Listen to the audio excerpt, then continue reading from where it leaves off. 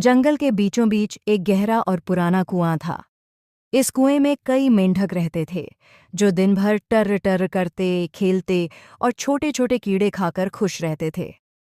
उनके लिए वही कुआं पूरी दुनिया था। चारों ओर कीचड़, हरी काई, दीवारों से टपकता पानी और ऊपर कहीं दूर एक छोटा सा आसमान का गोल टुकड़ा।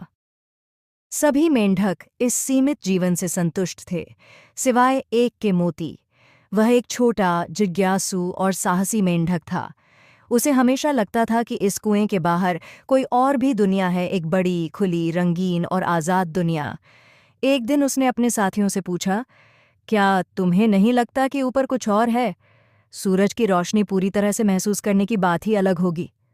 सारे मेंढक हंस पड़े। अरे पगला गया है क्या? ऊपर जाना नामुमकिन है। ये कुआं ही हमारी दुनिया है, यही हमारी किस्मत है। लेकिन मोती के दिल में अब एक सपना जाग चुका था। वह जानता था कि अगर वह प्रयास करेगा तो एक दिन ऊपर पहुंच सकता है। अगले दिन से ही उसने कोशिश शुरू कर दी। दीवार पर चढ़ना आसान नहीं था। वह फिसल जाता, चोट खाता, थक जाता, लेकिन रुकता नहीं। दूसरे मेंढक उसका मजाक उड़ाते। फिर गिरा बेवकूफ, कितना भी उछल ले ऊपर नहीं जा पाएगा। लेकिन मोती चुपचाप हर दिन अपने प्रयास में लगा रहा। उसकी टांगें अब और मजबूत होने लगी थीं। उसकी आंखों में अब डर नहीं, केवल संकल्प था। दिन बीते, हफ्ते बीते। एक दिन कुएं का एक बूढ़ा मेंढक, जिसने पहले उसे रोका था, धीरे से उसके पास आया और बोला, तू अलग है मोती, तू कर सकता है। बाकी सब डरते हैं, लेकिन तू नहीं। मैं नहीं जानता कि तू ऊपर जाएगा या नहीं, पर तुझ पर गर्व है। इसने मोती का हौसला दोगुना कर दिया।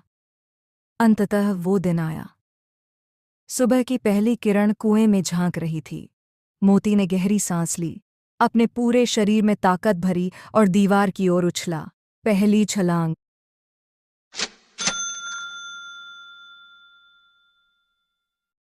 फिर दूसरी और तीसरी छलांग में वह कुएं की दीवार पार कर गया। वह हवा में था और अगले ही पल हरी घास पर गिरा। चारों ओर खुले नीले आकाश का नजारा था। दूर दूर तक फैले पेड़, रंग बिरंगे फूल, मधुर पक्षियों की आवाजें, बहती नदी।